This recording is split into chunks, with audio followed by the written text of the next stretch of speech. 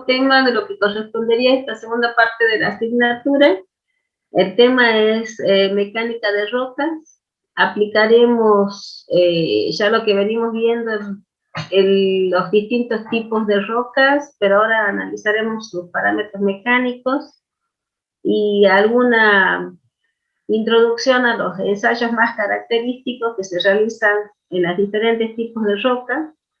Se presentarán ensayos de laboratorio y algunos ensayos in situ, y de esa manera introducir algunos elementos para después lo que se trabaja con clasificaciones geomecánicas, que son unas clasificaciones de tipo empírica, que utilizan diferentes tipos de parámetros, pero partiendo ya de los que venimos trabajando de estructuras, características principales de planos de debilidad y más que nada todo lo que está relacionado a su respuesta mecánica en función de los diferentes tipos de acción. Así que bueno, paso a compartirles el archivo y contando la primera parte, un poco medio de la historia de por qué se despega la mecánica de roca de la mecánica de suelo y de la geología en sí misma, y después ya entramos directamente al tema de mecánica de roca.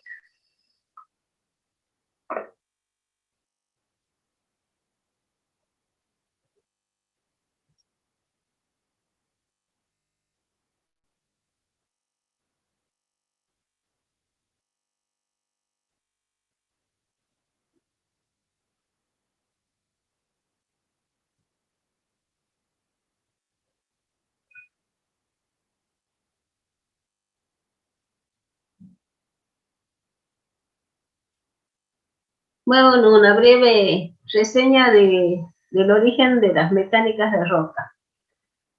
A fines de la década del 59 y también en la década del 60 se empiezan a realizar grandes presas en Italia y en Francia, y en particular acá presentamos lo que sería la presa del Valle del Bayón de Italia, donde es una presa en arco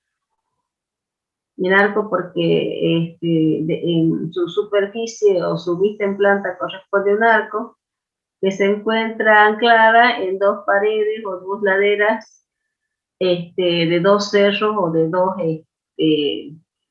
dos macizos. Fíjense en que se observa, este es el agua abajo de la presa, y el volumen que tenía contenido en la misma era aproximadamente de 170 hectómetros cúbicos y tenía una altura de 260 metros.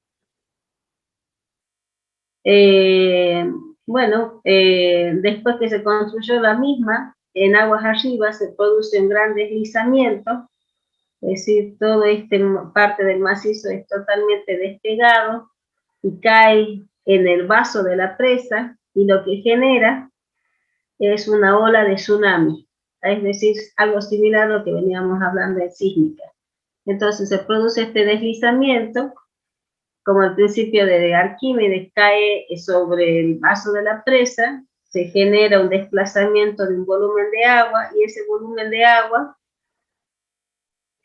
atraviesa la presa y termina inundando los pueblos de aguas abajo, generando la muerte de varios cientos de personas. Y mientras tanto, aquí podemos observar un poco el corte. Fíjense, estamos hablando de la litología del sector del valle. En este momento esto es lo que se produce, el deslizamiento. Aquí se muestra el detalle de la falla, y este volumen es el que cae y rota, y posteriormente lo siguen sucesivamente una serie de fallas, lo que genera que se llena el vaso y generando una ola que atraviesa la presa. Fíjense en que la presa, no sé si tengo la imagen anterior, queda casi intacta, pero los daños se sufren aguas abajo aquí en la zona del valle. Entonces, lo que se analiza es que este sector de estudio no había sido considerado como una causal de falla en esta presa. Esta tenemos otra vista de una presa en Francia, la presa de Malfacet. Aproximadamente, este es del año 52. La presa, la falla la tiene es en un extremo, también es una presa en arco, pero el problema de la presa es que falla en uno de los extremos de donde se encontraba anclada, ya que evidentemente no correspondían las características que se le habían dado a las características mecánicas y no pudo soportar el empuje de la misma y también termina fallando. Otro ejemplo más viejo con el tema de la mecánica y los orígenes de la mecánica de suelo, de la mecánica de roca, es el análisis del canal de Panamá, que unen los dos océanos, el océano Atlántico y el océano Pacífico, pero siempre hubo un tramo, no me acuerdo si era el tramo de la Culebra, creo que se llamaba, donde permanentemente había deslizamientos de material, entonces nunca se podía hacer la conexión de un tramo y la salida con el otro. También llevaron muchísimos años la construcción, hasta que se logra estabilizar la zona esta de los taludes para realizar la entrada y la salida de estos, mejor dicho, la entrada y la salida y el acceso para el cruce del mismo. Esta es una vista más actualizada ya del canal de Panamá. Bueno, evidentemente lo que se nota son diferentes niveles de agua, porque los dos océanos no están al mismo nivel, sino que hay que hacer una serie de juegos de esclusas para trasladar un buque y pasarlo hacia el otro lado. Entonces observen que el juego de esclusas se entra en un sentido con este nivel, se traslada el barco, se lo llena o se deprime según el sentido, se desciende el barco en este caso y baja al nivel de la salida del otro extremo del canal. En caso inverso, se irá ascendiendo hasta que lleva al nivel del otro océano. Profe, ¿por qué los dos océanos no están al mismo nivel? Buena pregunta. La verdad que nunca consulté, pero sí, me imagino que debe ser un problema también de límites de placas. Me imagino que puede venir por ahí, o sea, ¿se acuerdan que analizábamos el tema de las placas tectónicas? Entonces, del lado del océano Pacífico tenemos todo el problema, tenemos todo el tema de la subducción de las placas en ese sector, mientras que del lado del Atlántico es una única placa. Puede ser una respuesta que te digo aquí en este momento, pero bueno, interesante para consultar, pero es así, son dos niveles totalmente distintos, por eso hay un juego de esclusas para pasar un barco en un sentido u otro. Así que bueno, tarea para la casa, vamos a investigar la causa. Bueno, con todo esto, con este tema de análisis de obras que empiezan a fallar a raíz de no haber considerado el comportamiento de los macizos, ya sea en su estabilidad de taludes, en el caso de los canales o de los vasos de las presas, o con el tema de la capacidad para receptar los estribos, si queremos, de cada una de las presas, se empieza a separar un poco la mecánica de roca de la mecánica de suelo y de la geología. Entonces ya se empieza a trabajar como el material en forma más específica, ya que todos los conocimientos que se venían manejando con la roca en sí venían de la geología específicamente y alguno que otro ensayo empírico. Entonces, esta rama de la ingeniería se dedica a estudiar la respuesta de las rocas y de los macizos rocosos de acuerdo a las diferentes acciones que se producen en el entorno.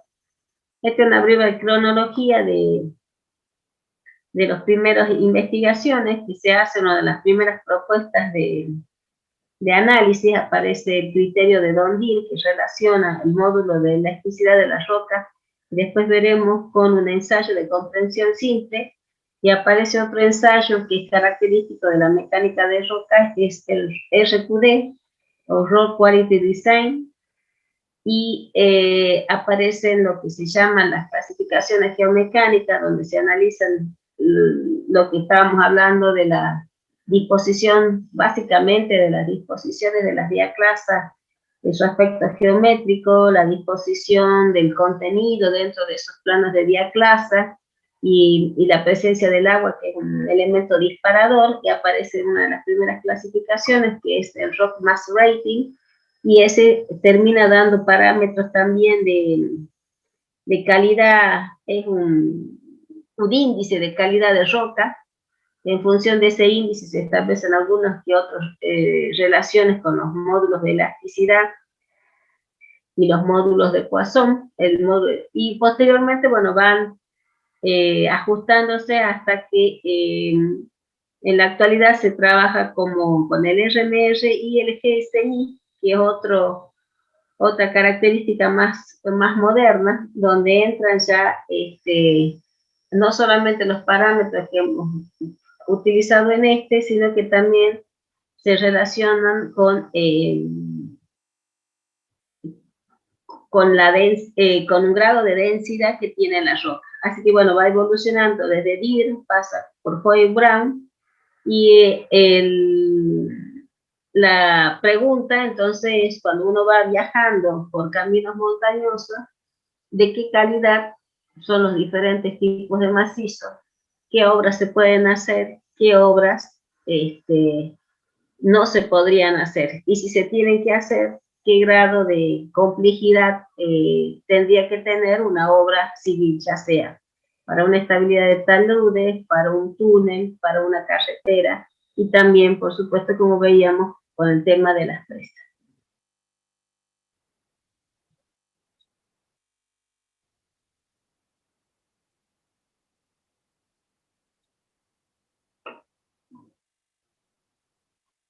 Bueno, ya entrando en el tema concretamente, volvemos a definirla. Es una ciencia que tiende a analizar o predecir el comportamiento de los materiales rocosos. Ahora insistimos con el tema que son materiales rocosos, y frente a la acción de las fuerzas internas y externas.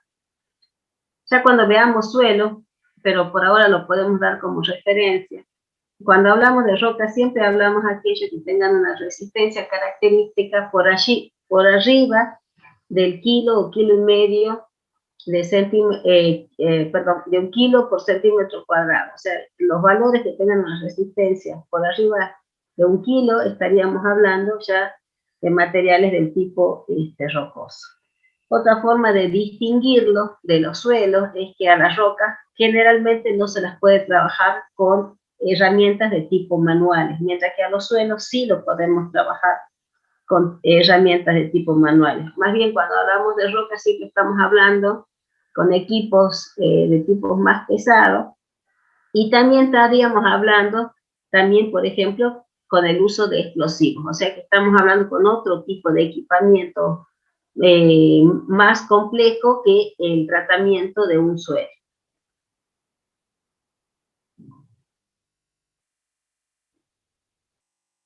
Bueno, en esta imagen, que los que subimos al cerro a pasear o los que deciden hacer actividad física, esta imagen corresponde más o menos a la altura del poste 125, 126, así que si vuelven a subir al cerro, miren los postes, estos que están acá de luz están numerados, así que este es el tramo del 124 al 126. Esta es la vista del corte de la cuarcita que se encuentra alojada en el Cerro San Bernardo, y ya la venimos mirando desde las otras clases, donde observamos los planos de diaclasa, tanto en el sentido que corresponden a la estratificación, o sea, estos planos son paralelos a la estratificación de este macizo, como también tenemos planos transversales. Y aquí incorporamos la definición de lo que es la matriz rocosa diferente al macizo rocoso. La matriz rocosa es cuando hablamos de la roca sana, cuando hablamos, por ejemplo, de que estamos hablando del bloque unitario, o sea, aquel bloque que queda exento de cualquier tipo de plano de debilidad. Entonces, si habláramos de matriz rocosa en este caso, nos estaríamos refiriendo, por ejemplo, a este bloque que se ve acá en la pantalla. Esto sería un bloque de matriz rocosa. Si queremos ver otro bloque, podríamos ver este que se ve más aisladito. Ese es un bloque de matriz rocosa. Entonces, esto sería una matriz rocosa. O sea, la matriz del macizo rocoso. Ahora, cuando hablamos de macizo rocoso, no solamente incluimos los bloques, sino también estamos considerando todos estos planos de discontinuidad que presenta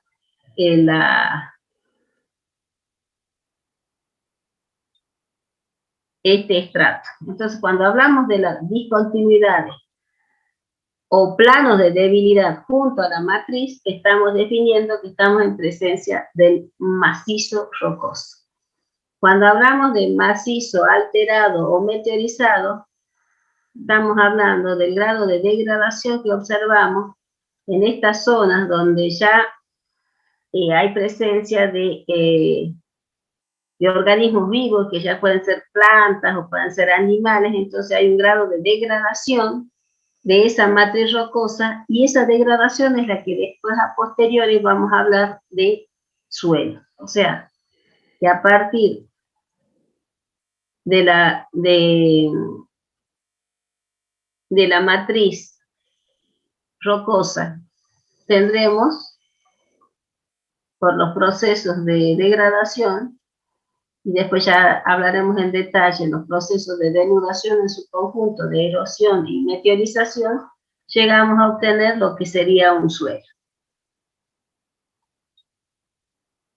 Entonces, en este esquema estamos viendo un corte de un macizo rocoso donde observamos los bloques unitarios constituidos por matriz rocosa y sus discontinuidades que hacen en conjunto al macizo rocoso. Bueno, matriz rocosa, también denominada roca intacta. Y después lo que hablamos, la roca alterada o meteorizada, que será aquella que está afectada por los factores ambientales que nos dan origen a los suelos. Bueno, observen que en esta imagen lo que estamos planteando es el conjunto de propiedades físicas que hacen al macizo rocoso. Entonces, vamos a tener propiedades del tipo física, tendremos propiedades de características geológicas y tendremos básicamente los factores que son los desencadenantes de estas características. Dentro de las propiedades físicas, que serán similares al de cualquier material, vamos a tener las condiciones de densidad, de porosidad, de permeabilidad y la composición, en particular la composición mineralógica. Por eso cada vez que nosotros hablábamos de los parámetros que caracterizan una roca, siempre teníamos en cuenta la presencia de la composición mineralógica de una roca, porque de esto va a depender el comportamiento del macizo en su conjunto. Estas dos propiedades, la de porosidad y permeabilidad, van a estar directamente relacionadas con el agua. Ya veremos en detalle cuál es la diferencia de una con respecto a la otra. Y las condiciones geológicas, que ya estamos también analizando, van a depender de las estructuras geológicas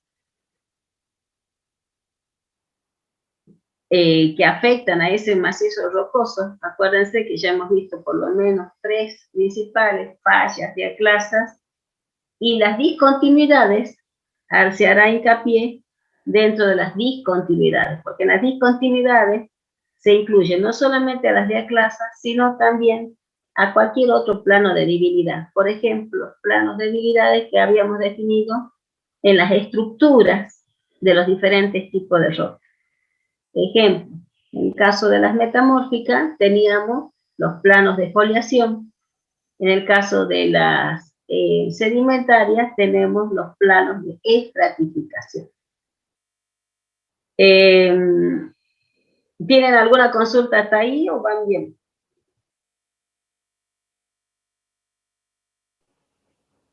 Vamos bien, profe. Muy bueno. Bueno, como otro parámetro que afecta al comportamiento tenemos el clima, los factores ambientales y las condiciones hidrogeológicas que van a estar relacionados también con las características de la propia roca. Cuando hablamos de clima, quiere decir que una misma roca que se encuentren en diferentes climas van a tener distintas respuestas, ¿sí? Y eso ya lo vamos a ver más en detalle en lo que es la meteorización. Pero como para que tengan una idea, un granito no responde igual en un clima árido que en un clima totalmente húmedo.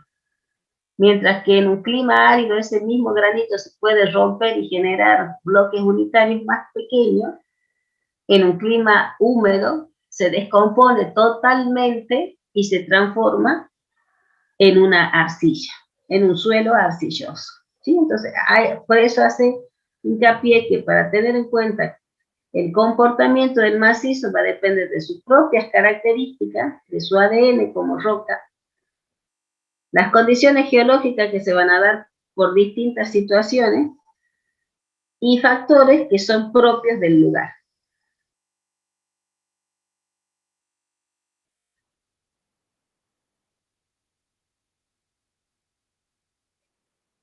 Dentro de los macizos rocosos hay una clasificación bastante general, pero que como les decía a ustedes, los principios de la mecánica de roca estaban muy ligadas a las características geológicas. Entonces, para darle una clasificación más ingenieril, se apuntó a dos características de composición y de comportamiento según la dirección. Entonces tendremos macizos de tipo homogéneos e isótropos, siendo la isotropía a qué propiedad se hace referencia.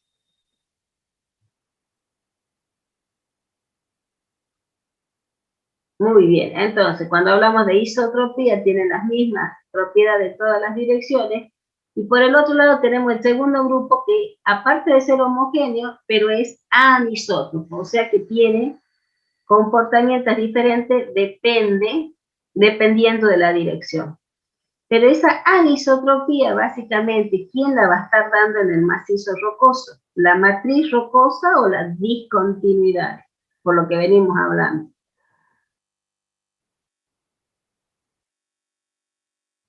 La discontinuidad. Exactamente. Lo que le va a dar la anisotropía al macizo van a ser las discontinuidades, porque la matriz va a ser exactamente, bueno, dentro de un parámetro coherente o razonable, o lo que permita la naturaleza va a tener una similitud, pero lo que le va a dar la anisotropía va a ser la dirección de los planos de las discontinuidades. Después viene el tercer grupo que es heterogéneo y anisótropo, o sea que ya las composiciones son totalmente diferentes y aparte estamos hablando de una anisotropía. Y por último, los más no sencillos, pero que no dependen tanto de las propiedades mecánicas, sino que dependen de su relación con el agua, y tenemos los macizos de tipo solubles, homogéneos e isótropos, los anisótropos, heterogéneos y anisótropos, y por último los solubles. Vamos a detallar un poquito cada uno.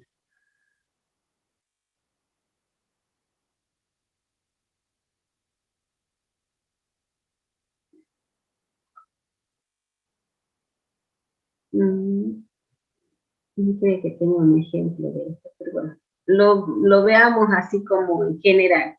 Cuando hablamos de homogéneo e isótropo, más que nada se hace referencia a aquellos macizos que son poco fracturados, porque la fracturación es de separaciones muy grandes. Entonces ahí en estos casos de macizo tenemos rocas de tipo ígneas, lo que son lo que definimos como cuerpos plutónicos como los batolitos, o en algunos casos tenemos granitos, ¿sí? Y en el caso de la sedimentaria, tenemos unas estratificaciones muy gruesas. ¿Se acuerdan que cuando hablábamos de los planos de estratificaciones íbamos desde las laminares y llegábamos a las muy gruesas? Entonces, cuando los planos de estratificación tienen separación arriba de 1 metro, podemos estar hablando que en ese margen o en ese alto de ese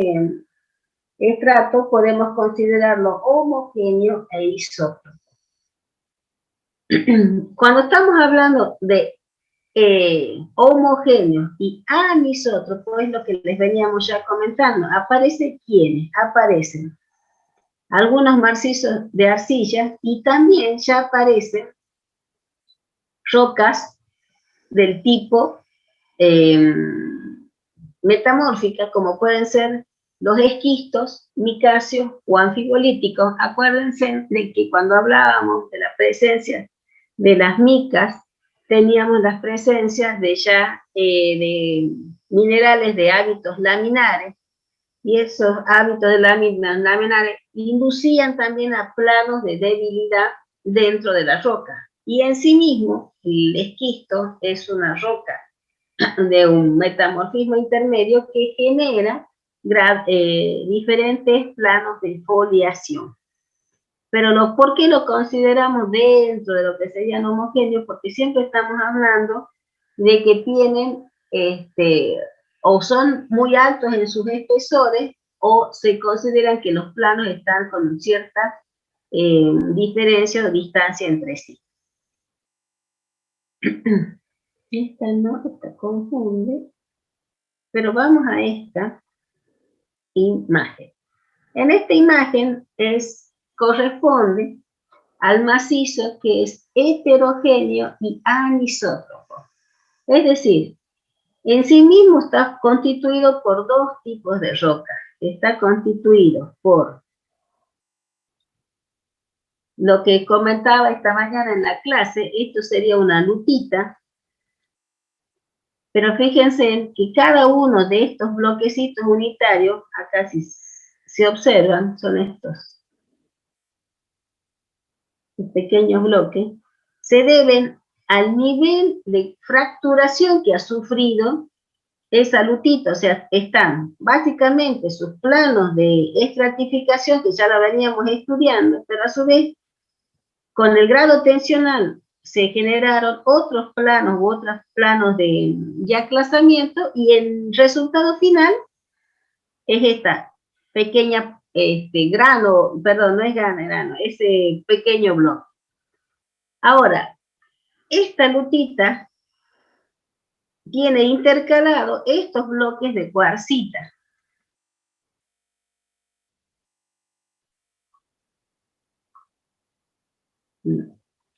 Ahí, ven acá ven esto, y bueno, y acá continúa hacia abajo los diferentes bloques de cuarcita. Entonces tenemos una roca altamente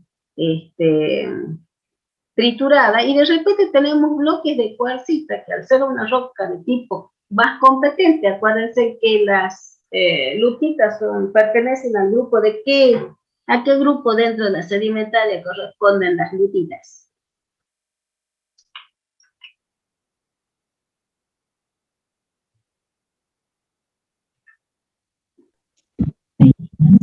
Exactamente, corresponde a las pelitas, y mientras que las cuarcitas, ¿a qué grupo de rocas pertenece dentro de la sedimentaria?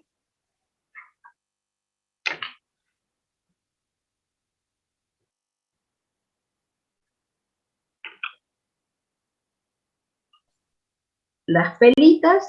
¿Y a qué grupo corresponden las cuarcitas? Pertenecen a las samitas. Muy bien. Entonces, fíjense que tenemos 2 grupos de rocas sedimentarias que se encuentran totalmente intercalados. Entonces, evidentemente van a ser un macizo heterogéneo, porque son 2 tipos de rocas, y anisótropo por todos los planos de discontinuidad que presenta este macizo. ¿Les quedó claro?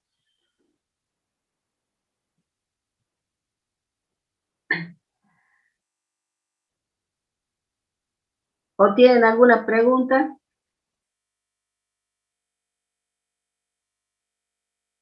Bueno, sigamos entonces. Bueno, y acá tenemos la vista de un pozo. Este pozo generalmente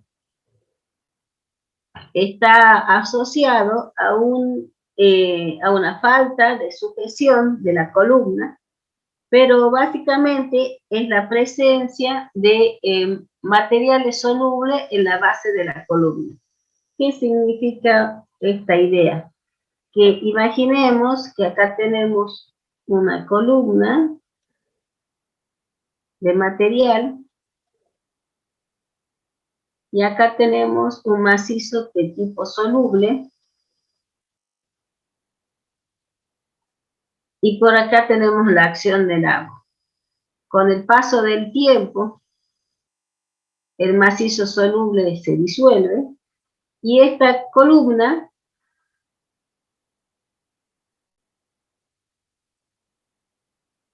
pierde sujeción. Al perder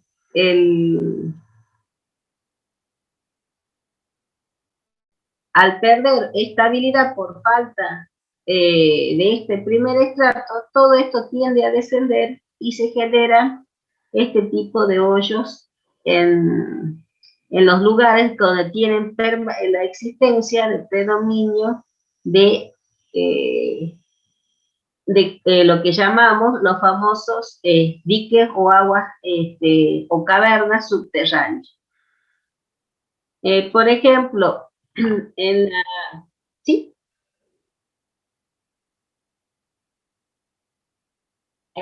Ahí vamos. Muy bien, a eso quería llegar. En la península de Yucatán, en la zona de... en la zona de Yucatán, propiamente dicho, ese es el problema que tienen. Resulta de que el agua que ellos obtienen es un agua de tipo salobre, o sea, no es un agua dulce, sino está mezclada con el mar, pero no tienen ríos. Entonces, todo el agua que circula en forma subterránea. Y es lo que dice ahí el compañero, se generan lo que se llaman los famosos cenotes. Entonces, lo que encontramos son diferentes cavernas o ríos de agua subterránea, donde estas columnas se denominan estalagmitas y estalactitas, entonces que van de alguna forma manteniendo hasta donde pueden la estabilidad de ese conjunto, de esa columna, y cuando estas columnas van cediendo también pierde estabilidad, digamos, la cabeza en este caso, de esta imagen sería soporte de la columna superior. En otros casos ya está estabilizado, no es un problema de disolución de macizos solubles, pero en la península de Yucatán permanentemente encuentran esta pérdida de sujeción en las columnas, generando lo que se denomina, o que ellos denominan el lugar como cenotes de agua. Pero el gran problema que tienen es que no tienen agua dulce, sino tienen esta agua de tipo salobre. Bien el comentario ahí. Bueno, después que tenemos la clasificación de estos macizos, tenemos que determinarles los parámetros mecánicos para poder cuantificar y caracterizar. Para eso se realizan dos tipos de ensayos. Tenemos los ensayos in situ y los ensayos de laboratorio. Esto es muy importante que distingamos uno de otro, porque un ensayo in situ, o cualquier ensayo in situ, lo que estamos analizando es el macizo rocoso. ¿Por qué digo que el macizo? Porque estamos analizando el conjunto de la matriz con sus discontinuidades. Mientras cuando nosotros hablamos de ensayos en laboratorio, lo que estamos analizando fundamentalmente es la matriz. De ahí viene un poco la diferencia de qué ensayo usamos en uno y qué ensayo usamos en otro caso. Entonces, cuando nosotros hablamos de matriz, lo que después vamos a ver es qué parte se utiliza o cómo se utiliza esta matriz. En cambio, en el ensayo de in situ, el análisis es un análisis del conjunto en una determinada área o por lo menos área de influencia.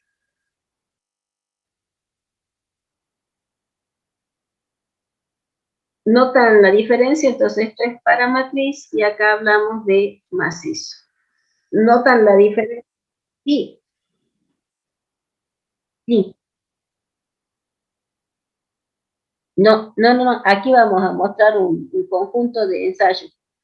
Lo que yo estoy mostrando acá, en esta imagen, o sea, de laboratorio, estamos hablando estos tres de compresión y, por ejemplo, este es uno de corte, ¿sí?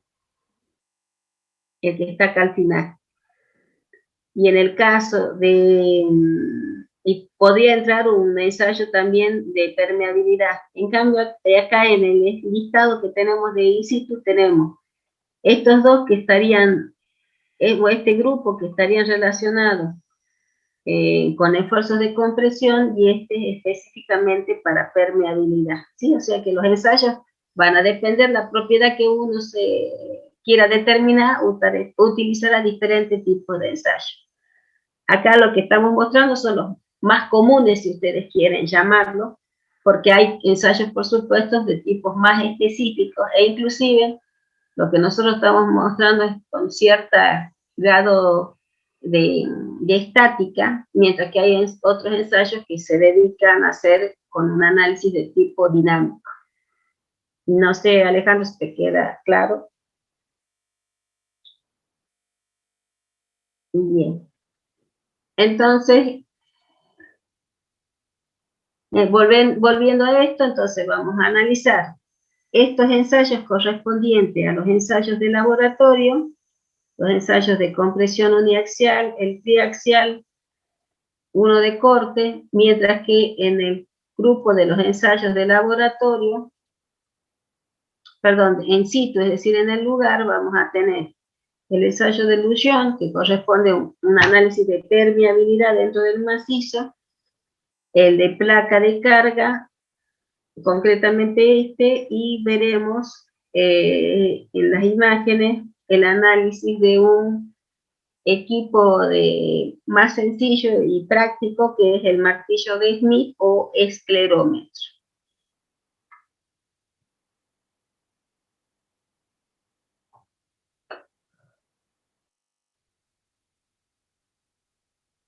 Bueno, ¿cuál es la función de los ensayos de laboratorio? Fundamentalmente vamos a dar parámetros de resistencias y parámetros de deformabilidad. Cuando hablamos de los parámetros de resistencia, vamos a determinar lo que son el ángulo de fricción interna y la cohesión del material. Cuando hablamos de parámetros de deformabilidad, vamos a hablar del módulo de elasticidad y la obtención del módulo de Poisson. Entonces tenemos, en este caso vamos a determinar cohesión y ángulo de fricción, que después lo veremos con una letra griega phi. A la cohesión la veremos con una letra C, y esto nos darán parámetros de resistencia. Mientras que en el caso de los parámetros para la deformabilidad, vamos a tener, ustedes ya lo conocen, al módulo de Poisson E y, por supuesto, al coeficiente de, perdón, el módulo de elasticidad E al módulo de Young, se me cruzaron los módulos, el módulo de Young, el E, y tendremos el módulo de Poisson. Entonces tendremos dos grupos de parámetros para caracterizar y lo podremos obtener a partir de los ensayos de laboratorio. Pero siempre estaremos hablando, en el caso de los ensayos de laboratorio, el análisis sobre la matriz rocosa.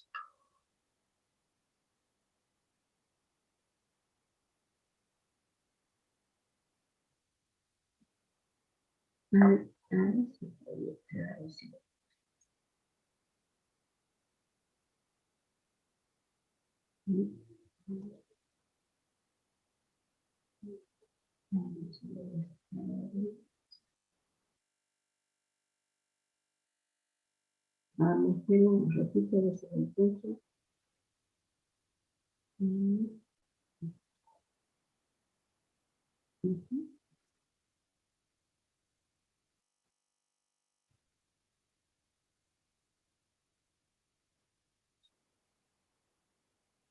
¿Están viendo la imagen? Que dice rocas características, valores característicos de roca sana. Sí, profe. Sí, profe. Sí. Bien. Bueno, cuando hacemos el ensayo de laboratorio en la facultad, bueno, ustedes en este caso ahora lo van a ver virtual, pero Dios mediante ya el otro cuatrimestre ya lo van a ver más real.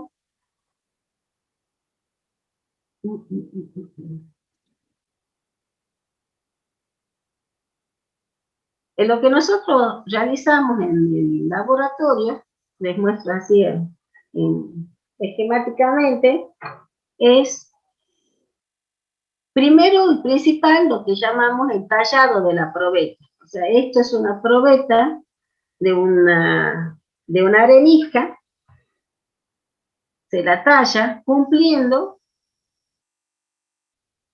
las siguientes condiciones, o sea, ya hablamos de normativa, de que la probeta tiene que tener valores para que pueda ser comparable con otros ensayos. Entonces, por ejemplo, como datos que puede tener esta probeta, es el diámetro, aproximadamente como 5 centímetros y medio, una relación de altura con el diámetro de 2,5 a 3 veces. Las claras deben ser perpendiculares y las cargas se deben aplicar en forma continua. ¿Qué significa todo esto? Al ser las caras paralelas, se evita de introducir tensiones de lo que llamamos tensiones de tipo parásito que pueden generar que falle la roca, pero no por el plano que debe romper, sino por un plano totalmente diferente a lo que puede ser. Entonces, en esto de aquí observen es una prensa, ¿sí? Acá tenemos un aro dinamométrico, y acá esto lo que tenemos es una manivela. Entonces se aplica la carga con esta manivela y este aro se empieza a deformar. Entonces, ¿qué lectura se toma? Bueno, acá hay un mejorcito del primer plano, la ven acá. Están observando, a ver, si saben. Esta es la probeta. La están viendo la probeta de atrás, digamos, de fondo, que es la misma que está acá.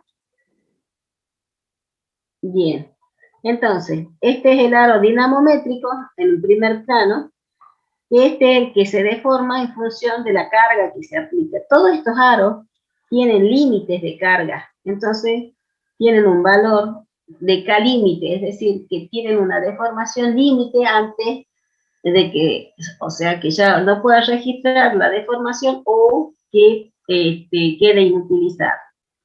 Entonces, normalmente utilizamos son dos flexímetros.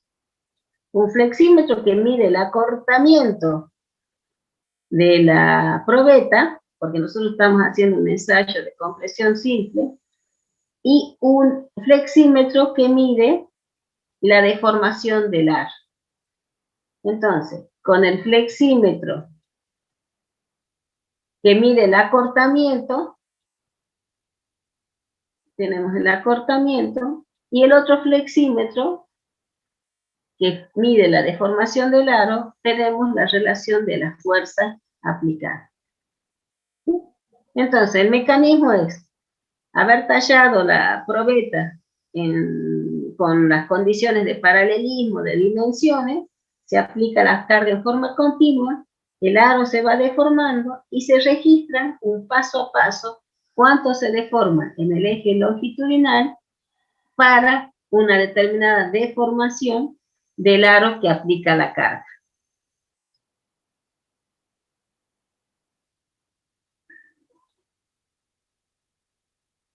Entonces, los datos que se colocan son las características para determinar el volumen de la roca, el peso. Acá aparece el factor de densidad, que es lo que nosotros, la característica de la densidad. Y se colocan como referencia los factores de conversión que tiene tanto el deflexímetro como el aro de carga.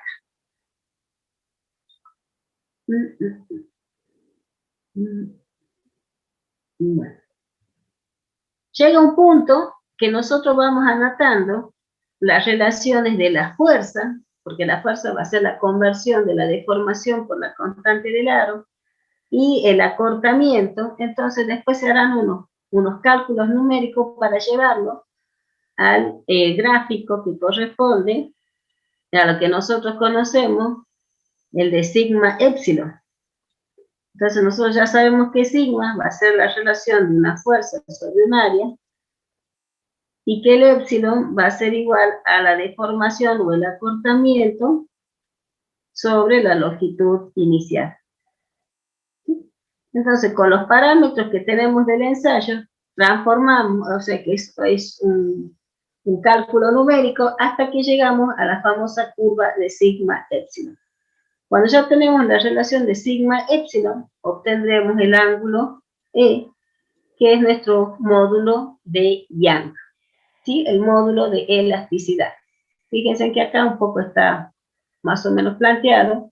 En un determinado sector de la curva, hacemos la relación delta de epsilon sobre delta de E y obtendremos aproximadamente un módulo de elasticidad.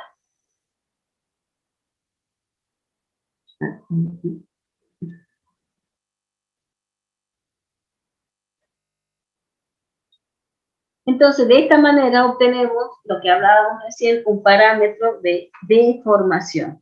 Y si tendríamos que hacer el cálculo del módulo de Poisson, necesitaríamos la relación no solamente del acortamiento, sino la relación del ensanchamiento, porque la probeta no pierde masa, sino que se va deformando, ¿sí? O sea, se acorta y se ensancha. Es como los viejitos. Primero somos altos y flaquitos y después nos hacemos peticitos y gorditos. Más o menos así le pasa a la probeta. Entonces, cuando llegamos, hacemos el cálculo del paso a paso. En la última etapa, a veces como las tensiones que necesitaban eran las tensiones muy altas, terminábamos rompiendo en una probeta que tenía un índice o un parámetro, el aro tenía un parámetro de rigidez muy alto y producíamos lo que se llamaba la falla. Llevábamos la probeta a la falla. Y ahí determinábamos un plano de falla. Un plano de falla de la probeta. ¿Sí? Y entonces ya con este dato, con los datos geométricos y su plano de falla,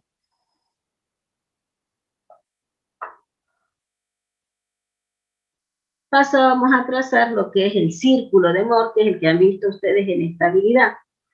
Entonces, necesitamos conocer, en este punto, es la sigma última, o sea, la tensión última con la que rompió la probeta, calcular el ángulo de ruptura, pero se lo dibuja 2 veces alfa, y esta línea que genera el 2 veces alfa, que habíamos visto que este alfa es el ángulo de ruptura,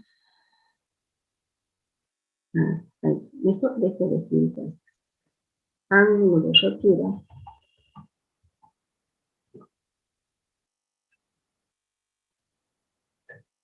Y por este ángulo de rotura, ¿sí? Trazamos, interceptamos el círculo, y en este punto, ¿por qué solamente tenemos tensión última? porque estamos hablando de compresión simple, o sea, que consideramos que hay una sola tensión principal, que es la sigma 1. Entonces, cuando se intercepta la línea de las dos veces el alfa, o sea, los dos ángulos de rotura con el círculo, por ese punto se atraviesa una tangente. Y ahí es la teoría de Moore donde nos dice que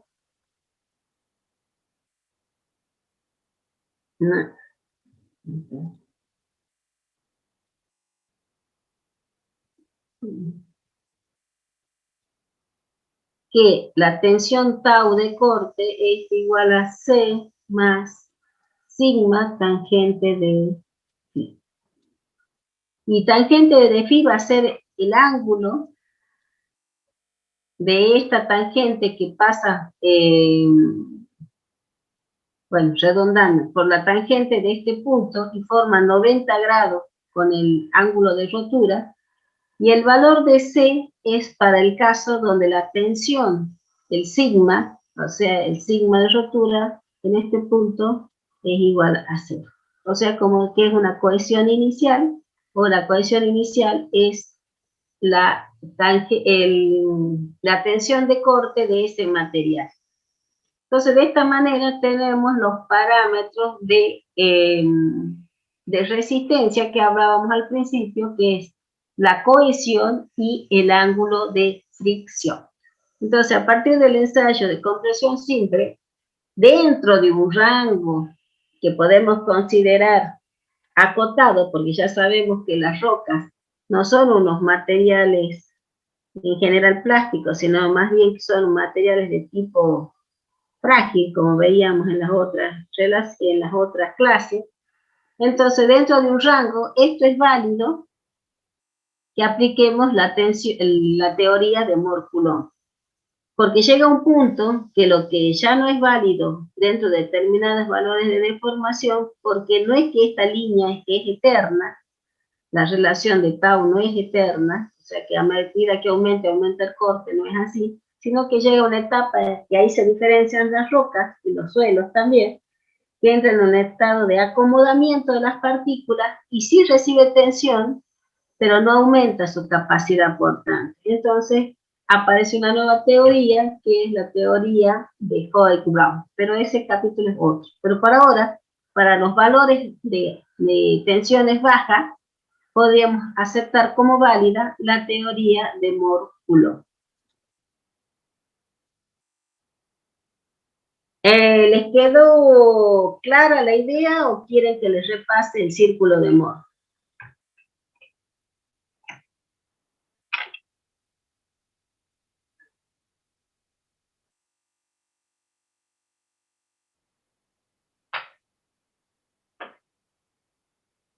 ¿Hola?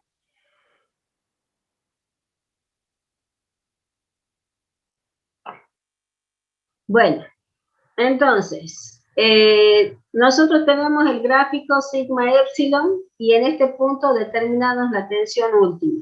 Con el valor de la tensión última, graficamos en este par de ejes donde se representa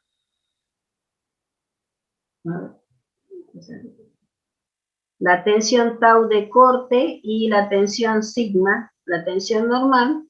En este punto representamos la tensión última. ¿Sí? Es decir, que de 0 a 100, de 0 a sigma 1 sería el diámetro de este círculo. Entonces, a la mitad de este círculo, graficamos el valor de 2 veces el ángulo de rotura alfa, que es lo que estábamos viendo recién en la provecta.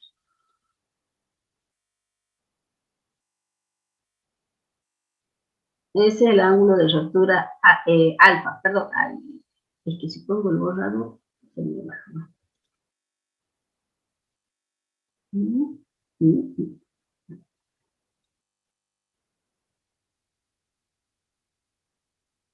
Entonces ahí tenemos el ángulo de rotura alfa.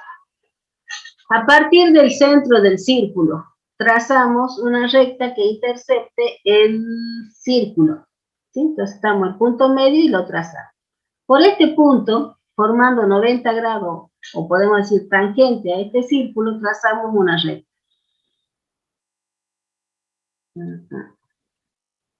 Esa recta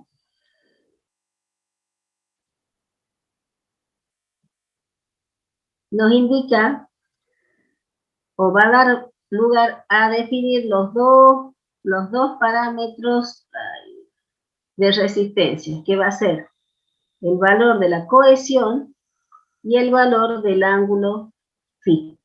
Es decir, el ángulo de fricción y la cohesión. Entonces, ¿qué podemos decir? Que la cohesión es un valor de la tensión de corte propia del material, porque es para una tensión nula, mientras que la tensión en cualquier otro punto, la tensión de corte, va a depender de esa cohesión, que es la ecuación de esta recta, más sigma por tangente de phi. Mientras que el ángulo phi nos va a dar la relación de fricción que tienen entre las diferentes partículas y un poco lo que hablábamos cuando decíamos de las arenas, en el caso de los materiales sueltos, que cuando uno vuelca un puñado de arena, siempre cae con un determinado ángulo. Ese ángulo propio del material es el ángulo de fricción. O sea, todos los materiales caen de una determinada forma, con una determinada pendiente, y ese es el ángulo de fricción. Entonces, lo que hace válida, digamos, la teoría de Coulomb para la roca es dentro de un rango admisible de tensiones normales, dado que la roca a determinado punto se produce un reacomodamiento de todos esos minerales, y no es que esta línea, o sea, esta recta de la relación de tau y sigma es infinita, sino tiene una validez hasta un determinado rango de tensión. De esa manera, con el ensayo de compresión simple, podemos determinar los parámetros de resistencia y los parámetros de deformabilidad. No sé, sí.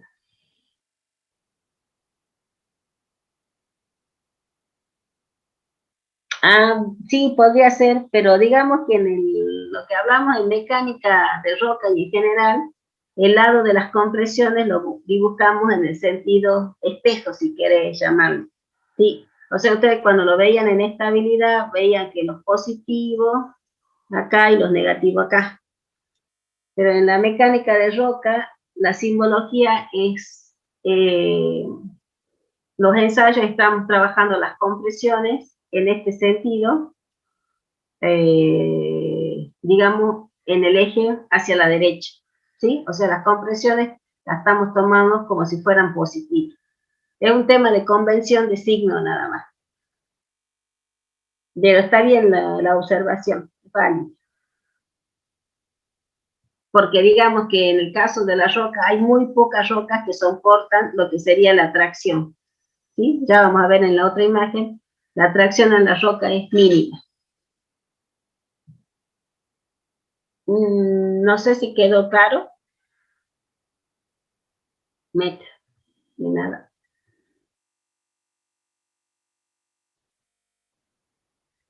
Bueno, mañana para la comisión del jueves, pero para la comisión del miércoles empezamos a hablar de que cada roca tiene características propias dentro de unos diferentes rangos. Por ejemplo, vamos al caso del granito, es una de las rocas que tienen valores que oscilan de valores medios de resistencia, por ejemplo, entre 700 y 2000 kilos por centímetros cuadrados.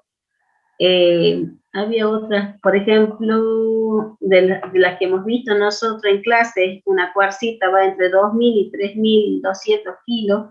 Entonces, esta variación de rango depende básicamente por su composición mineralógica. ¿Se acuerdan ustedes cuáles son los minerales que serían de mayor, si quieren, dureza dentro de los grupos?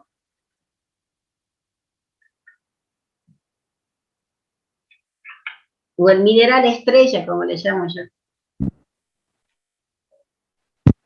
El diamante. No, pero nosotros no lo hemos visto, la estrella, esa es la superestrella, es superstar, las estrellas dentro de lo que hemos visto nosotros. Cuarzo. Exactamente, el cuarzo es el que le da mucha resistencia a la roca. El gran contenido de cuarzo hace que una roca sea una roca de tipo muy resistente. Entonces, también les comentaba cuando hablábamos del balasto, de que hay una explotación de unas cuarcitas aquí en la zona entre la Caldera y Güemes, porque son unas cuarcitas que tienen un alto contenido de cuarzo y las hacen unas rocas muy resistentes. A eso se debe un poco, digamos, la variación de los rangos de resistencia. No es como un hormigón que podemos decir, es un hormigón de 130 kilos o un hormigón de 210, porque la composición es similar o casi, si se quiere, homogénea en un 100%, en cambio la naturaleza tiene diversidades de composición y son un mismo tipo de roca. ¿De acuerdo? Bueno, entonces, así como veíamos, el hormigón tampoco resiste mucha tracción, no. Por eso después cuando hablamos de hormigón, ustedes ya van a entrar más en específico, cuando hablen de hormigón armado, el tema del armado, que está asociado, digamos, a las barras que uno le coloca al hormigón, las barras las que hacen el trabajo de la tracción. O sea, el hormigón es muy bueno trabajando a la compresión, pero la resistencia a la tracción es muy baja, es casi nula, en algunos casos es menos del 10%. Entonces, el material compuesto, el hormigón armado, las barras cumplen en la etapa de la función de absorber los esfuerzos de tracción. Bueno, no sé si es medio extemporáneo la respuesta, pero bueno, Carlos, ahí recién entré al chat. Bueno, entonces, en el caso de las rocas, también así como son variables los rangos de compresión, también son, dentro de algunos rangos tienen variación de los valores de la cohesión y de los ángulos de fricción. Fíjense que no superan más de 50 grados, o sea, no es muy alto, digamos, los valores de ángulos de fricción, los ángulos que llamamos los ángulos básicos. Cuando uno entra más en detalle en mecánica roca, el ángulo ese básico después se altera por otros factores y siempre queda reducido entre un 10 y un 15%. Pero bueno, para nuestra información lo que nos tiene que quedar claro es que no son valores únicos, sino que se manejan en un rango y dependen básicamente de la composición mineralógica y empieza la cadena de cómo afecta en las diferentes propiedades.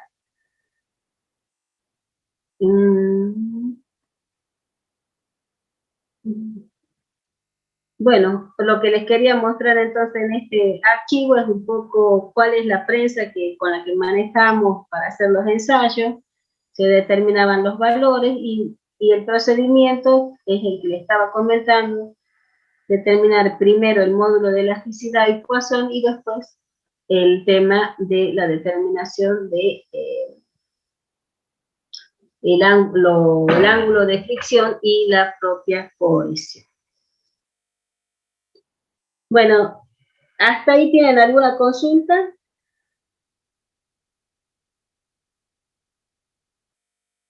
O bueno, al menos van siguiendo. Sí, ese ensayo era digamos, el trabajo práctico de este tema. Hacer el ensayo, elegíamos 2 o 3 rocas, callábamos, el técnico de laboratorio nos preparaba las muestras y nosotros hacíamos las pruebas de 1 o 2 rocas y tratábamos de determinar los parámetros para ver si coincidían con los valores que figuraban tabulados, por ejemplo, en esta bibliografía, o después tuviéramos otra. Voy a ver si consigo un videíto que teníamos de alguno de los alumnos para que se los pase, pero para que tengan el procedimiento, o ya voy a buscar alguno en otro en internet. Y ahí les comento, el miércoles que viene hacemos la clase esta de macizo rocoso, las 2 comisiones juntas. Así les muestro los 2 videos que estoy buscando, uno de ensayo de roca, de compresión, y voy a buscar alguno de permeabilidad como para que tengan referencia de cómo se maneja. Bien, continuando con la otra parte del archivo, donde dejamos. Bueno, estas son imágenes del González de Vallejo. Por supuesto, lo que nosotros tenemos es bastante manual y bastante de la línea más básica. Por supuesto, todos estos ensayos ya hoy en día están totalmente computarizados, pero el procedimiento que sigue siendo manual o determinación manual es el tallado de las probetas. Y por supuesto, después el resto se trabaja con un equipo como similar, se instala la probeta, se larga el ensayo, se miden las deformaciones tanto de carga con los diferentes flexímetros como estábamos viendo, y evidentemente saldrá un registro de datos con todo lo que se va analizando punto a punto. De última, en algunos son ensayos, digamos, más digitales, y en el otro son más analógicas, es decir, punto a punto, que solamente se imprimen sobre los rangos que uno necesita manejar.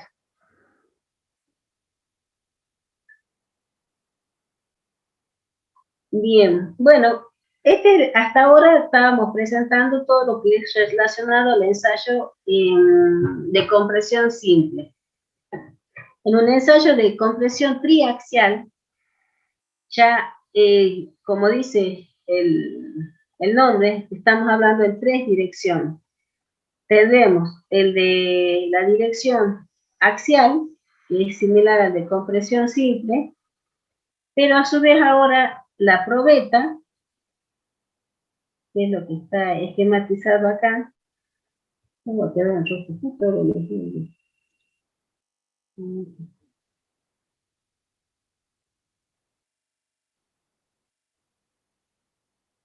se inserta en lo que sería una cápsula de acero.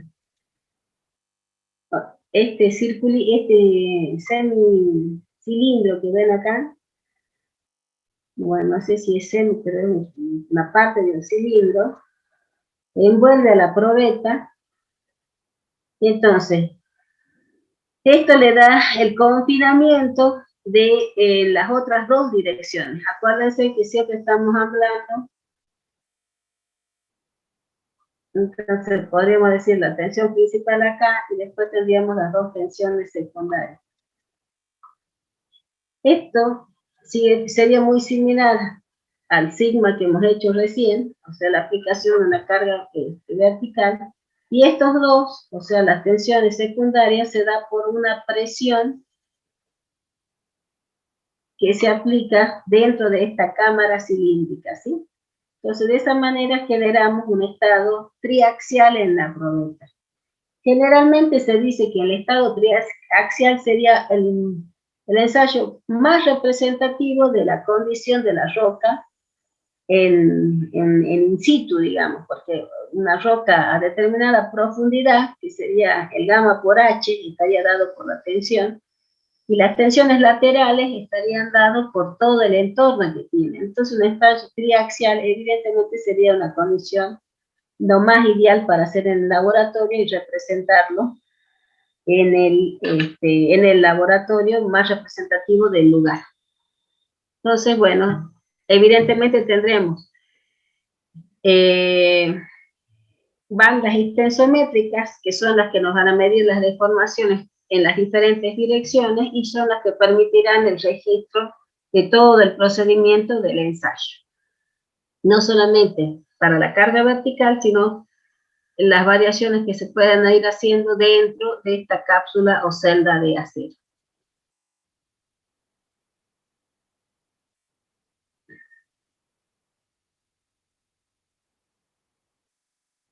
Bueno, mostramos acá algunos ensayos in situ, o sea, ya hemos presentado 2 ensayos de laboratorio relacionados con la compresión. El que quedó, creo que está en la guía, es el de la resistencia al corte. Ese es más complejo de ejecutar porque lo que se hace se trata de individualizar un bloque o parte de una matriz que tuviera presente una discontinuidad. Entonces el ensayo lo que trata de hacer es aplicar una carga para que se desplace una placa, o como si fueran dos bloques, un bloque con respecto al otro, y medir la tensión de ese si se quiere, qué tensión se produce en esta zona de corte o en esta zona del plano de discontinuidad. O sea, lo que se trata de medir la resistencia al corte en este plano de discontinuidad. Y eso es otro tipo de ensayo, que en la facultad no teníamos uno de ensayo de corte, pero para suelo. O sea, el ensayo de corte para suelo, ese sí lo tenemos, pero no hay ensayo para corte para trabajar en roca. Bueno, dentro de los ensayos in situ, tienen que imaginar que es una vista en planta, o sea, esto es un pozo, la foto está tomada desde arriba, acá están dos operadores que son dos profesores de la universidad, entonces lo que tratan de nivelar son estos dos ejes, o sea, los ponen en posición a estos tipos de niveles en una posición inicial, si quieren en una posición 0, se calibra, y las paredes laterales tienden a juntarse. Y ahí es cuando se empieza a hacer un registro de deformabilidad dentro de esas paredes y, por lo tanto, al generarse esa deformación, se generan determinadas tensiones y ese valor da origen al estado, digamos, tensional o, si se quiere, tridimensional del comportamiento de este macizo. Y esto este ensayo es el ensayo de tipo de placa, ensayo de placa. ¿Ve? Observen que acá son dos placas que se están contra el macizo y después se van rotando en las diferentes direcciones y se va haciendo el análisis de cada dirección en particular. Esto sería un ensayo de lo que llamamos un ensayo in situ, para determinar deformabilidad del macizo. ¿Y por qué hablamos del macizo? Evidentemente acá no estamos separando la matriz de sus discontinuidades, es el conjunto de la matriz con sus discontinuidades. Mientras que en los ensayos que veíamos recién, en el tallado de las probetas, analizamos la matriz del tipo rocosa. Otro ensayo, o mejor dicho, otro equipo que se utiliza para determinar la resistencia, en algunos casos lo utilizan para la matriz, u otros en algunos casos también se lo utiliza como para el macizo rocoso, es el famoso martillo de Smith o esclerómetro. Es un martillo, le llaman martillo porque realiza un golpe. Esta es una punta retráctil, la punta se contrae totalmente, se apoya sobre la pared que se quiere medir y después se empuja y se presiona. Y acá, fíjense, es como si fuera una pequeña, a ver si lo puedo hacer. Entonces tiene esta punta retráctil, se apoya en la pared, se empuja, se apoya este punto, se lee la lectura y se ve la posición del rebote, o si se quiere, el valor del impacto en esta reglilla graduada, se da el valor del golpe o el número de golpes y de acuerdo a la densidad del material se entra en una serie de tablas y se determina un valor característico de ese macizo o de esa matriz. Generalmente yo, por ejemplo, lo uso en los macizos porque para la matriz tengo que tener un bloque muy grande para que no se mueva todo el conjunto. Bueno, entonces, un poquito aquí miramos cómo se opera.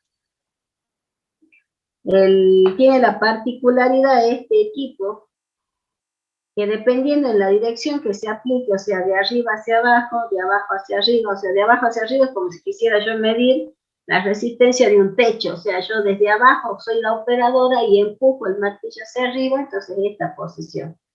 Después tengo una posición como si quisiera medir el piso, entonces yo me tengo que agachar en dirección hacia la posición del equipo, y estos si fueran el distinto, este una horizontal y esta inclinación. Entonces, según la posición del martillo y el número de golpes, se entra a este esquema o a este cuadro, también de doble entrada, se intercepta el valor de la densidad del material, está en kilonewtons por metro cúbico. Por ejemplo, en el caso este, está interceptado para una densidad, a ver,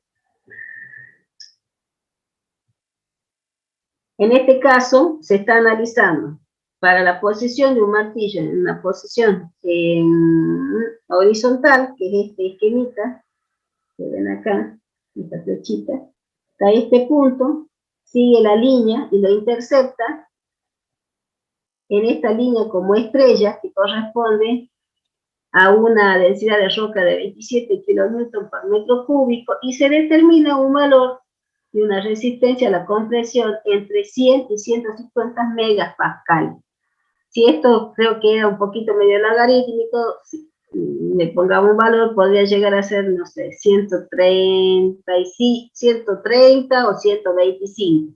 Entonces, este valor que se ha obtenido con el equipo es el que nosotros tenemos que registrar. O sea, depende de la posición del martillo, el peso específico del material, se intercepta en la curva y se obtienen los valores de la resistencia a la compresión simple o compresión uniaxial de ese material. Esto también se denomina esclerómetro. Este equipo también lo vamos a encontrar como esclerómetro. Alguna vez ustedes van a leer ensayos de esclerometría que están aplicando o están utilizando este tipo de equipo. ¿Les quedó claro el funcionamiento?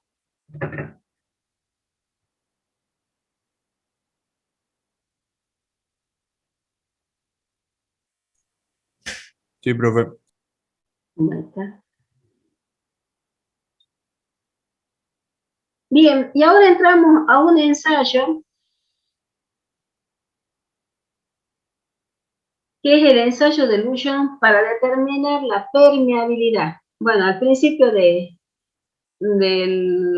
archivo hablábamos que habían propiedades relacionadas con el agua, que son la porosidad y la permeabilidad. Cuando hablamos de porosidad, medio que un poquito también ustedes la fueron nombrando cuando hablábamos de los basaltos vesiculares y de la piedra pómez.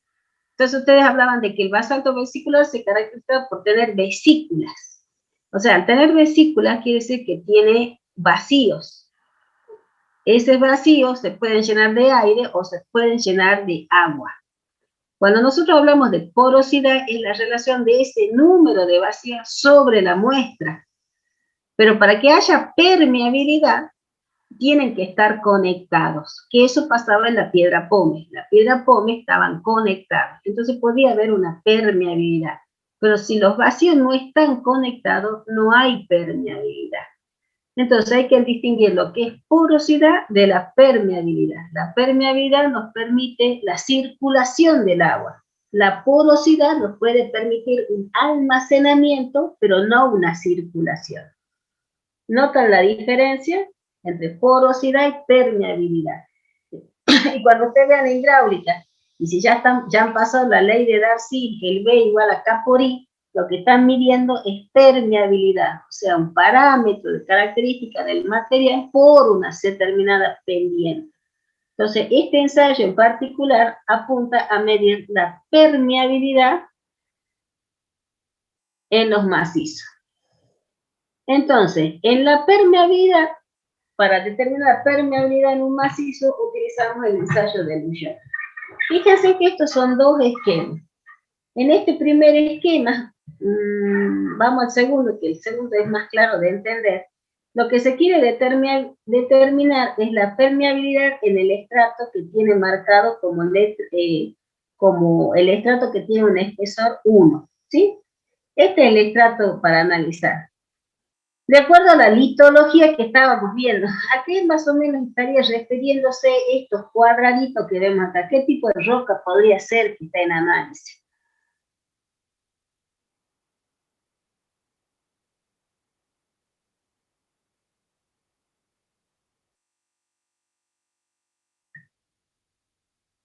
¿Qué roca tenía esta simbología o esta trama, digamos, esta trama de roca?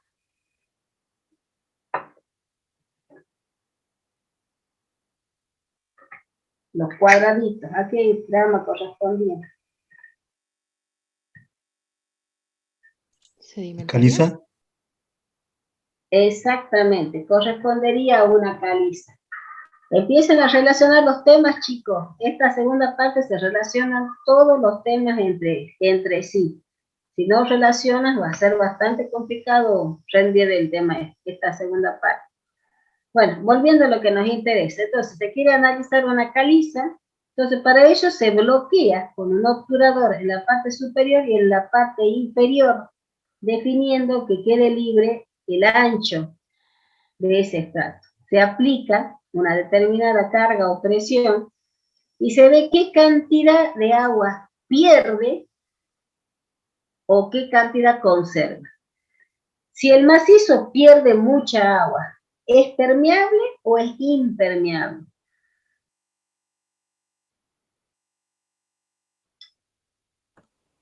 Permeable. Exactamente. Mientras más pierda, estamos midiendo unidades de dilución, mientras más pierda quiere decir de que el macizo es permeable. Y mientras menos pierda es impermeable. Entonces, con el mismo criterio se hace el mismo análisis para este primer tramo, que podría llegar a ser una arenisca. Entonces se obtura o se bloquea la parte superior del estrato, se aplican de igual forma el caudolímetro, se mide cuánto se pierde en función de la presión que se aplica y determinamos la unidad de dilución o determinamos las unidades de permeabilidad que presenta cada uno de los estratos. O sea que no es un análisis en conjunto, es un análisis, si se quiere, por estrato, en lo posible por estrato. ¿Sí? Entonces acá lo que indica es el entramo ensayado, puede ir de medio metro a 5, y los obturadores, o sea, este elemento que puede ser un caucho o un bloqueador, como ahora hay muchos elementos neoprenos más modernosos, puede ser de un valor de 1 metro a 1,5 metros.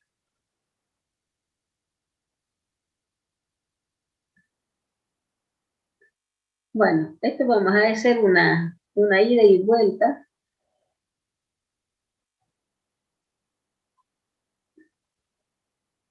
Pero, bien. Esto es lo que me había quedado de explicarles con el tema del módulo de elasticidad.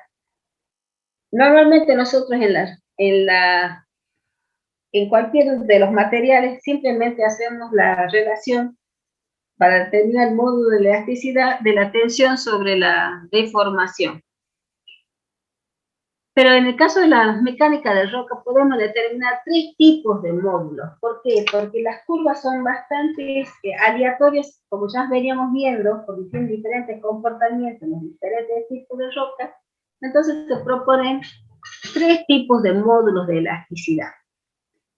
Calculamos un módulo de elasticidad medio, un módulo de elasticidad tangente y un módulo de elasticidad sacante. Generalmente cuando nosotros hacíamos el ensayo en las clases prácticas, yo les decía que calculemos el de elasticidad tangente, o sea, unimos el inicio con el final de la curva, que esta era la tensión última, y establecíamos la relación en este tramo, o sea, la tangente de la variación de la tensión sobre la variación de deformación, y tenemos el módulo de elasticidad. En otros casos, si las curvas los permiten, se puede hacer un módulo tangente midiendo el 50% de la tensión estática, se traza la tangente y volvemos a calcular el valor del módulo de elasticidad en la base esta de la curva. Y por último, el medio, se busca el tramo más recto de la curva y se evalúa de la misma forma. O sea, todos son medios parecidos y diferentes, pero lo que están buscando, sí, lo común, que todos hacemos delta de eso, de eso. Pero la diferencia está en qué tramo o en qué punto de la curva se hace el análisis para determinar el módulo de elasticidad. A veces también se lo puede hacer por comparación para ver cuáles serían las condiciones más críticas, o sea, la más favorable, la que nos dé el módulo mayor, y la más desfavorable, la que nos tiraría un valor de módulo menor.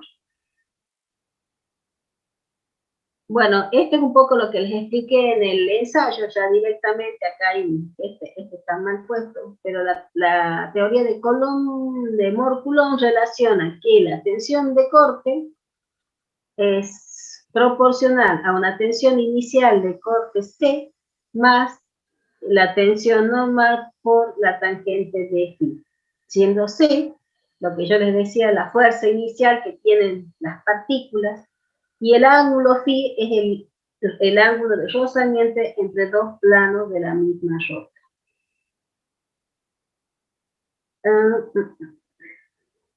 Bueno, acá está un poquito lo que ustedes planteaban del tema de la tracción. En el campo de la mecánica de roca, o en general en la parte de geotecnia, las compresiones se indican hacia la mano derecha y las tracciones hacia la mano izquierda. En particular, este es un gráfico de un ensayo triaxial. Fíjense que si tomáramos esta primera curva, correspondería al de compresión simple. En cambio, estas otras dos, o sea, compresión simple, porque aquí estamos diciendo que coincidía con el eje, la intersección del eje del tau con sigma. Acá es el inicio del origen, se quiere, entonces esta curva correspondería a compresión simple, por eso sí dice sigma C. En cambio, este sigma 3, sigma 3, sigma, no sé si sigma 1, tendríamos acá otro ensayo de compresión triaxial, y acá uno muy chiquitito se está mostrando el efecto de un ensayo de tracción. ¿Por qué? Porque las tracciones son muy bajas en el campo de la mecánica de roca. En cambio, las compresiones llegan a tener valores muy importantes. Bueno, entonces, en este gráfico estamos viendo los dos tipos de ensayos. La graficación del ensayo de compresión simple y el gráfico correspondiente a un ensayo triaxial donde sigma 3 ya tiene un valor, en cambio en el ensayo de compresión simple sigma 3 es igual a 0.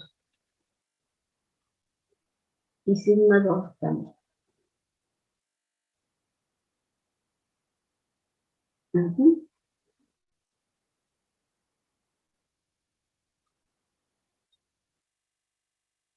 Bueno, este ya lo mostramos con el tema de los ensayos. Y acá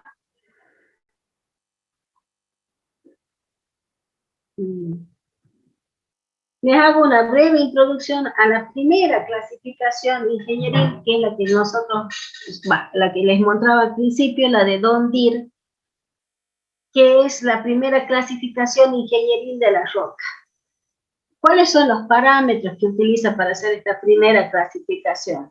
Utiliza el parámetro de compresión simple, o sea, la resistencia que estamos obteniendo por el ensayo de compresión simple, pero establece una clasificación según los valores de resistencia. Entonces tenemos resistencias mayores a 2250, un rango entre 1120 y ahí falta un 0, no falta un 2, 2250, y 560, y menores a 280 kilos por centímetro cuadrado.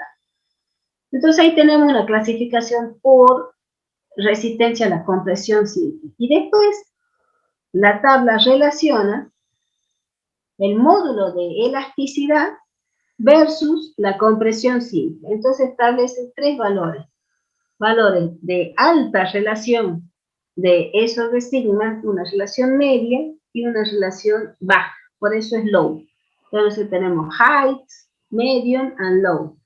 Acuérdense que la base siempre de algunas de estas tipos de clasificaciones son inglesas, así que la simbología está relacionada, y después cuando vean mecánica de suelo o hagamos la introducción, vamos a utilizar siglas o abreviaturas que involucren el inglés.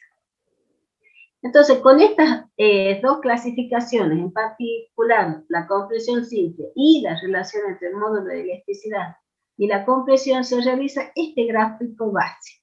Entonces tenemos el módulo de Young y la compresión simple. Aquí están viendo la subdivisión de acuerdo a la resistencia, las más altas que hablábamos de las 2250 y las 280 que era la más baja, y por otro lado, estas diagonales indican la relación del módulo de elasticidad sobre la compresión simple. Tenemos que si la relación es 200:1, por debajo son el grupo de las rocas bajas, después tendríamos una relación intermedia, y los que tienen una relación del módulo sobre el módulo sobre la tensión de compresión simple, arriba de 500 tenemos los valores de alta relación de resistencia y módulo de elasticidad. Ahora, este cuadro base se aplica para los tres tipos de roca. Tenemos un cuadro para las rocas ígneas, un cuadro para las rocas sedimentarias, y tendríamos un cuadro de referencial para las rocas metamórficas. Fíjense en que como hablábamos que las rocas metamórficas, las ígneas, que eran las que tenían mayores valores de compresión, evidentemente se podría decir que tendrían una alta relación entre módulo y compresión, pero dados sus valores del módulo de elasticidad, se encuentran en una situación de tipo intermedio. Y acá tenemos los granitos son los dos, las diabasas y los basaltos, que son los más variables dentro del grupo de las rocas ígneas. En el caso de las rocas sedimentarias, como veíamos, como cuarcitas que pueden ser muy resistentes, pero de repente también tenemos pelitas y lutitas que pueden ser de valores mucho más bajos, que también tendríamos en valores de compresiones mucho más bajas, pero en relaciones, yo no sé si tengo el libro yo o...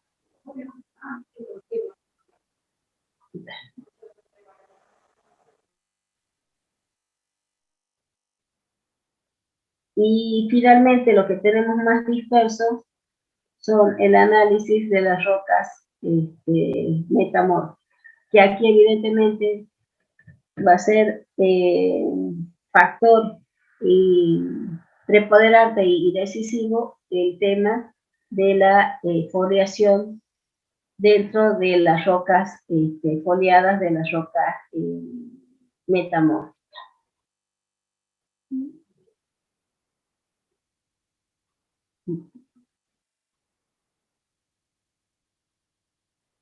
Bueno, viendo esta última imagen, no solamente tenemos que conocer de un macizo rocoso sus parámetros geométricos, rumbo, buzamiento y dirección de buzamiento, sino también ver la calidad de ese macizo. Y la calidad de ese macizo nos dará comportamientos estables o comportamientos inestables, como veíamos en las primeras imágenes, que nos permitirán que las obras duren o que no duren, o que se tengan que hacer obras de infraestructura para sostener y brindarle la estabilidad a esos macizos. En líneas generales, con esto cerramos el último tema del segundo parcial, así que vayan relacionando todo lo que estamos viendo de estructura sísmica y macizo, porque todos están bastante relacionados con sus particularidades. Y en la semana que viene, el miércoles, haríamos las clases de macizos todos juntos, para que como el jueves no sabemos bien si es feriado o no, pero sí, por favor, que rindan el coloquio de sísmica para que nos dé tiempo a que antes de que empiecen las vacaciones tengan el material para hacer la última parte de la materia y estudiar en caso de que alguno no pudiera llegar en el segundo parcial, a recuperar después de las vacaciones. Cualquier cosa después, si tienen alguna consulta, lo vemos en la práctica, o si no, bueno, si tienen alguna pregunta ahora que hacer, si no, ya quedan liberados para que arranquen con su próxima materia, que es estabilidad. Así que bueno, espero sus comentarios, y si no, quedan totalmente liberados. A ver. Ahí que te veo en el chat. ¿Qué dice?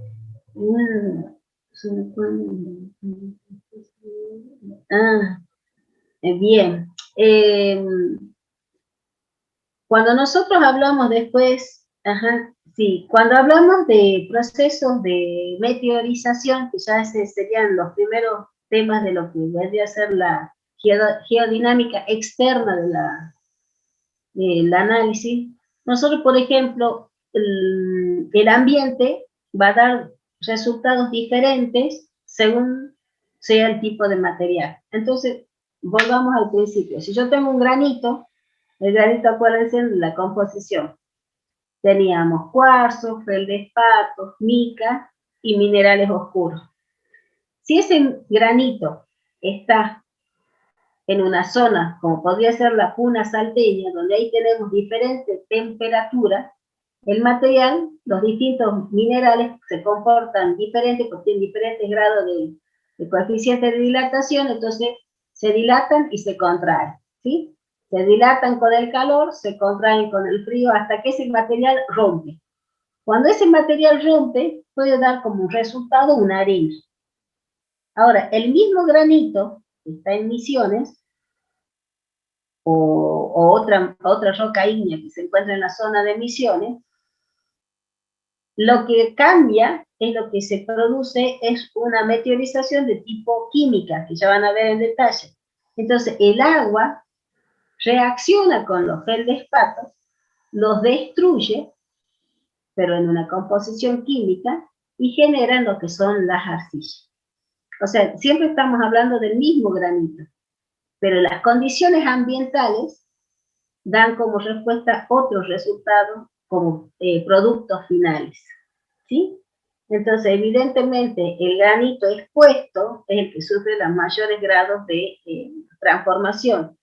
Ahora, cuando estamos hablando de comportamiento mecánico, el comportamiento mecánico va a depender también de las condiciones hidrogeológicas que se encuentren, porque si un granito que esté en una zona desértica de repente es atravesado por una vena de agua, va produciendo otro tipo de proceso de distintas reacciones, entonces no va a tener la misma capacidad resistente que un granito que esté totalmente sin un proceso que lo afecte o que lo meteorice.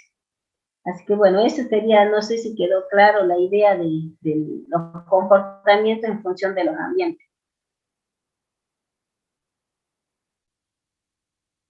Bien. ¿Alguna otra consulta que les quede?